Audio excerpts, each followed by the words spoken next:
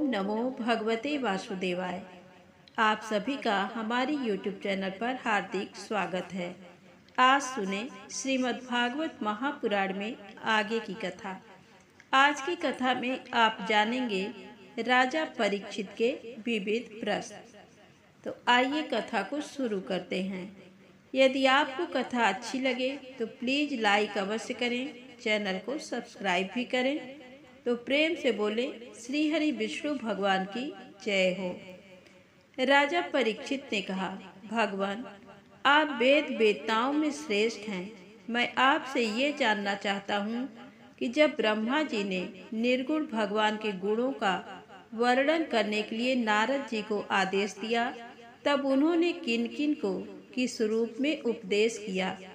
एक तो अचिंत्य शक्तियों के आश्रय भगवान की कथाएं ही लोगों का परम मंगल करने वाली हैं।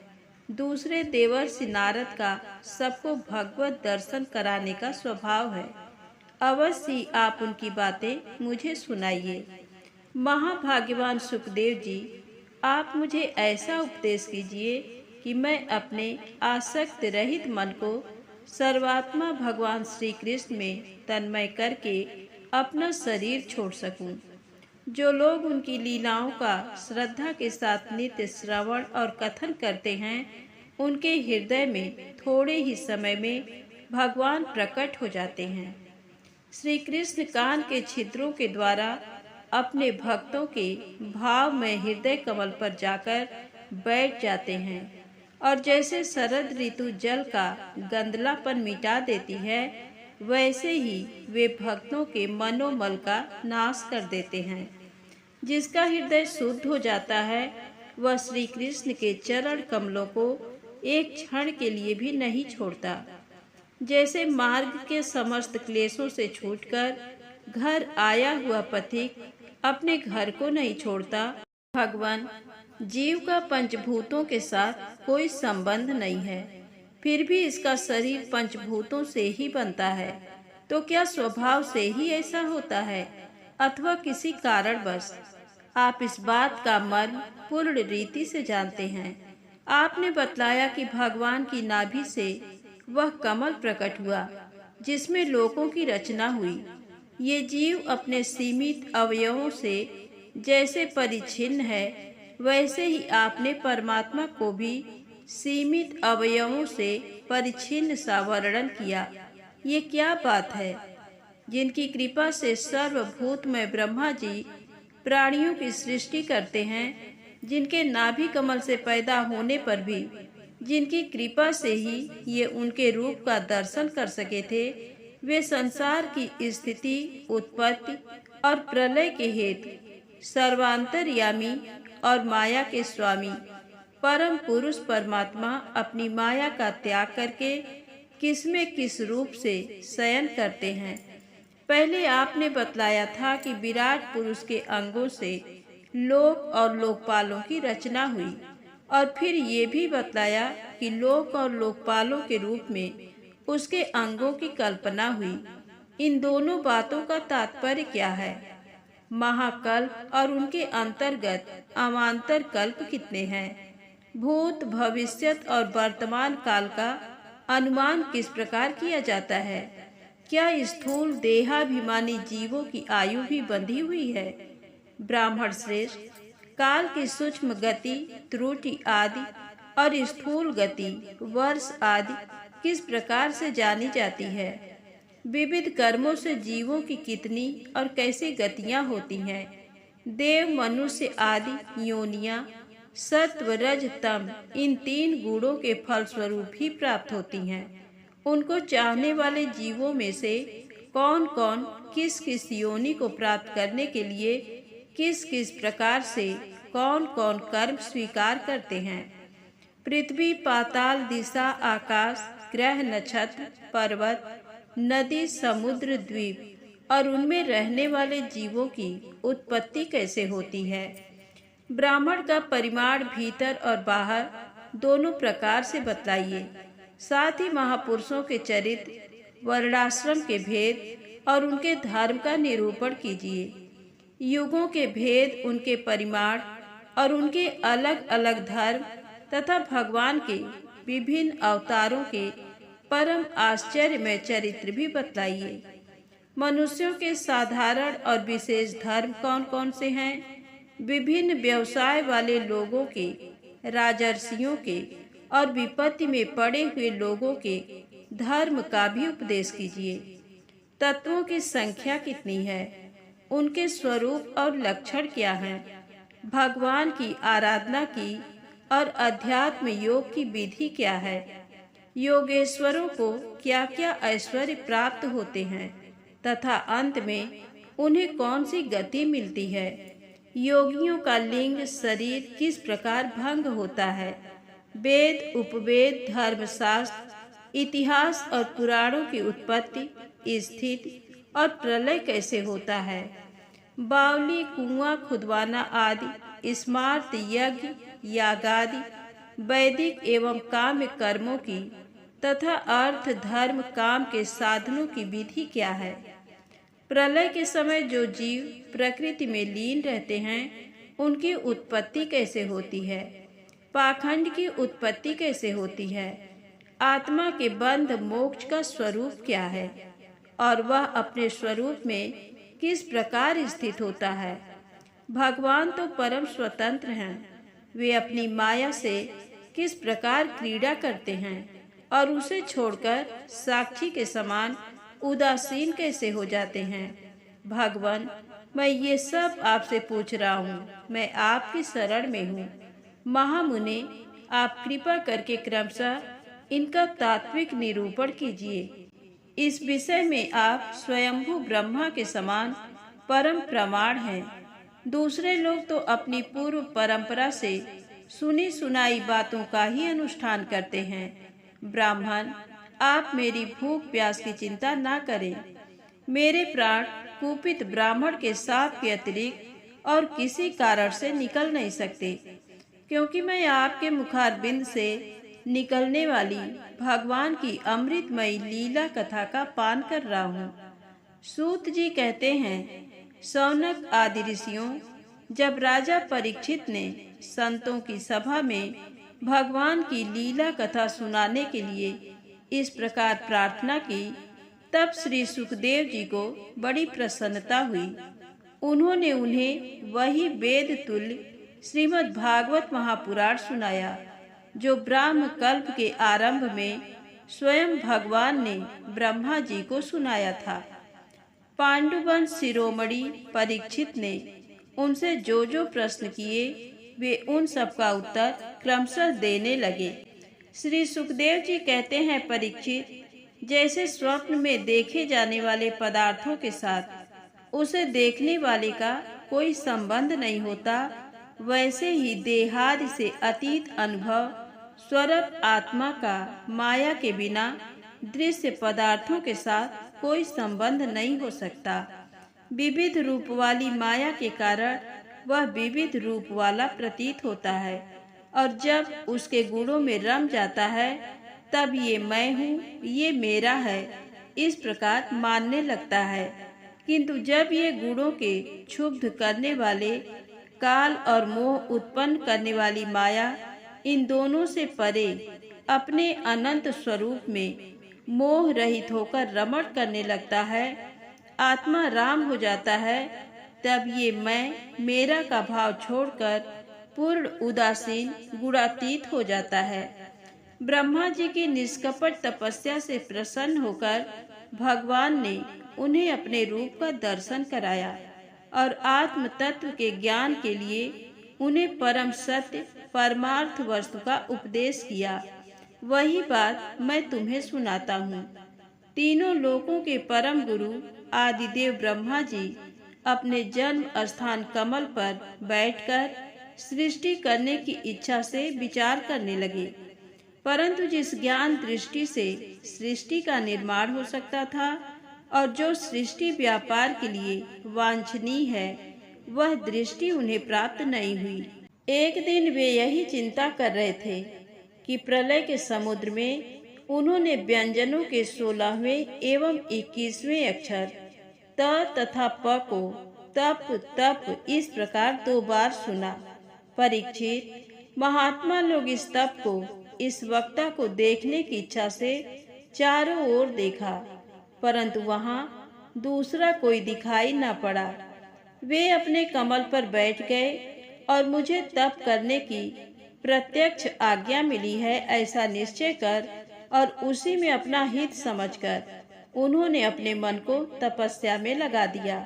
ब्रह्मा जी तपस्वियों में सबसे बड़े तपस्वी हैं।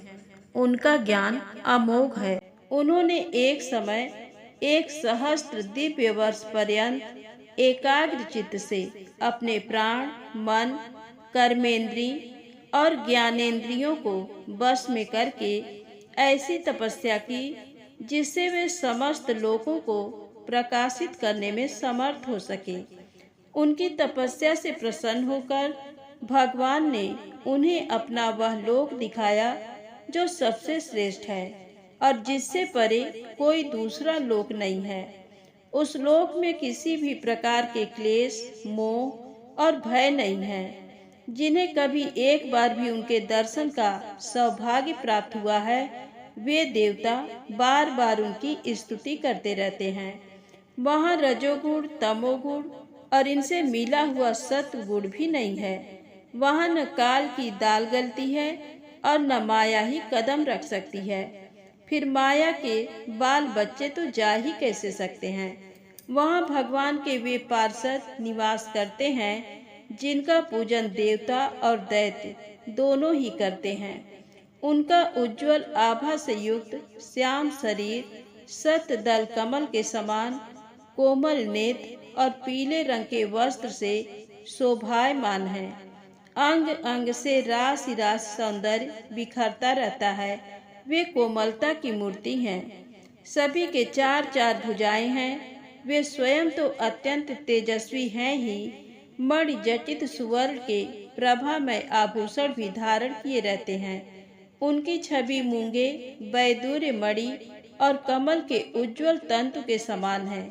उनके कानों में कुंडल, मस्तक पर मुकुट और कंठ में मालाएं शोभायमान है। जिस प्रकार आकाश बिजली सहित बादलों से शोभायमान होता है, वैसे ही वह लोग मनोहर कामिनियों की कांति से युक्त महात्माओं के दिव्य तेजोमय विमानों से स्थान स्थान पर सुशोभित होता रहता है। उस बैकुंठ लोक में लक्ष्मी जी सुंदर रूप धारण करके अपनी विविध विभूतियों के द्वारा भगवान के चरण कमलों की अनेकों प्रकार से सेवा करती रहती हैं। कभी कभी जब वे झूले पर बैठ के अपने प्रियतम भगवान की लीलाओं का गायन करने लगती हैं, तब उनके सौंदर्य और सुरभि से उन्मत्त होकर भंवरे स्वयं उन लक्ष्मी जी का गुणगान करने लगते हैं। ब्रह्मा जी ने देखा कि उस दिव्य लोक में समस्त भक्तों के रक्षक लक्ष्मीपति, यज्ञपति एवं विश्वपति भगवान विराजमान है। सुनंद, नंद, प्रबल और अरहर आदि मुख्य मुख्य पार्षदगण उन प्रभु की सेवा कर रहे हैं। उनका मुकम्मल प्रसाद मधुर मुस्कान से युक्त है। आंखों में लाल लाल डोरियां हैं। बड़ी मोहक और मधुर चितवन है। ऐसा जान पड़ता है कि अभी अभी अपने प्रेमी भक्त को अपना सर्वस्व दे देंगे। सिर पर मुकुट, कानों में कुंडल और कंधे पर पीतांबर जगमगा रहे हैं। वक्ष स्थल पर एक सुनहरी रेखा के रूप में श्री लक्ष्मी जी विराजमान हैं और सुंदर 4 भुजाएं हैं। वे एक सर्वोत्तम और बहुमूल्य आसन पर विराजमान हैं। पुरुष, प्रकृति, महतत्व, अहंकार, मन, 10 इंद्री, शब्द आदि 5 तन्मात्राएं और पंचभूत, ये 25 शक्तियां मूर्तिमान होकर उनके चारों ओर खड़ी हैं। समग्र ऐश्वर्य, धर्म, कीर्ति, श्री, ज्ञान और वैराग्य, इन 6 नित्य सिद्ध स्वरूप भूत शक्तियों से वे सर्वदा युक्त रहते हैं। उनके अतिरिक्त और कहीं भी ये नित्य रूप से निवास नहीं करती। वे सर्वेश्वर प्रभु अपने नित्य आनंदमय स्वरूप में ही नित्य निरंतर निमग्न रहते हैं। उनका दर्शन करते ही ब्रह्मा जी का हृदय आनंद के उद्रेक से लबालब भर गया। शरीर पुलकित हो उठा, नेत्रों में प्रेमाश्रु छलक आए। ब्रह्मा जी ने भगवान के उन चरण कमलों में, जो परमहंसों के निवृत्ति मार्ग से प्राप्त हो सकते हैं, सिर झुकाकर प्रणाम किया। ब्रह्मा जी के प्यारे भगवान अपने प्रिय ब्रह्मा को प्रेम और दर्शन के आनंद में निमग्न, शरणागत तथा प्रजा सृष्टि के लिए आदेश देने के योग्य देखकर बहुत प्रसन्न हुए। उन्होंने ब्रह्मा जी से हाथ मिलाया तथा मंद मुस्कान से अलंकृत वाणी में कहा। श्री भगवान ने कहा, ब्रह्मा जी, तुम्हारे हृदय में तो समस्त वेदों का ज्ञान विद्यमान है। तुमने सृष्टि रचना की इच्छा से चिरकाल तक तपस्या करके मुझे भली भांति संतुष्ट कर दिया है। मन में कपट रखकर योग साधन करने वाले मुझे कभी प्रसन्न नहीं कर सकते। तुम्हारा कल्याण हो, तुम्हारी जो अभिलाषा हो वही वर मुझसे मांग लो, क्योंकि मैं मुँह मांगी वस्तु देने में समर्थ हूँ। ब्रह्मा जी, जीव के समस्त कल्याणकारी साधनों का विश्राम पर्यवसान मेरे दर्शन में ही है। तुमने मुझे देखे बिना ही उस सूने जल में मेरी वाणी सुनकर इतनी घोर तपस्या की है। इसी से मेरी इच्छा से तुम्हें मेरे लोक का दर्शन हुआ है। तुम उस समय सृष्टि रचना का कर्म करने में किंकर्तव्य विमूढ़ हो रहे थे। इसी से मैंने तुम्हें तपस्या मेरा करने की आज्ञा दी थी, क्योंकि निष्पाप तपस्या मेरा हृदय है और मैं स्वयं तपस्या का आत्मा हूँ। मैं तपस्या से ही इस संसार की सृष्टि करता हूँ, तपस्या से ही इसका धारण पोषण करता हूँ और फिर तपस्या से ही इसे अपने में लीन कर लेता हूँ। तपस्या मेरी एक दुर्लभ शक्ति है। ब्रह्मा जी ने कहा, भगवान, आप समस्त प्राणियों के अंतःकरण में साक्षी रूप से विराजमान रहते हैं। आप अपने अप्रतिहत ज्ञान से ये जानते ही हैं कि मैं क्या करना चाहता हूँ। नाथ, आप कृपा करके मुझ याचक की ये मांग पूरी कीजिए कि मैं रूप रहित आपके सगुण और निर्गुण दोनों ही रूपों को जान सकूं। आप माया के स्वामी हैं। आपका संकल्प कभी व्यर्थ नहीं होता। जैसे मकड़ी अपने मुंह से जाला निकालकर उसमें क्रीड़ा करती है और फिर उसे अपने में लीन कर लेती है, वैसे ही आप अपनी माया का आश्रय लेकर इस विविध शक्ति संपन्न जगत की उत्पत्ति, पालन और संहार करने के लिए अपने आप को ही अनेक रूपों में बना देते हैं और क्रीड़ा करते हैं। इस प्रकार आप कैसे करते हैं? इस मर्म को मैं जान सकूं, ऐसा ज्ञान आप मुझे दीजिए। आप मुझ पर ऐसी कृपा कीजिए कि मैं सजग रहकर सावधानी से आपकी आज्ञा का पालन कर सकूं और सृष्टि की रचना करते समय भी कर्तापन आदि के अभिमान में बंध न जाऊं। प्रभो, आपने एक मित्र के समान हाथ पकड़कर मुझे अपना मित्र स्वीकार किया है। अतः जब मैं आपकी इस सेवा सृष्टि रचना में लगूं और सावधानी से पूर्व सृष्टि के गुण कर्मानुसार जीवों का विभाजन करने लगूं, तब कहीं अपने को जन्म कर्म से स्वतंत्र मानकर प्रबल अभिमान न कर बैठूं। प्रेम से बोले, विष्णु भगवान की जय हो। यदि आपको कथा अच्छी लगे तो प्लीज लाइक अवश्य करें, चैनल को सब्सक्राइब करें, शेयर करें। जय माता दी, जय भोलेनाथ।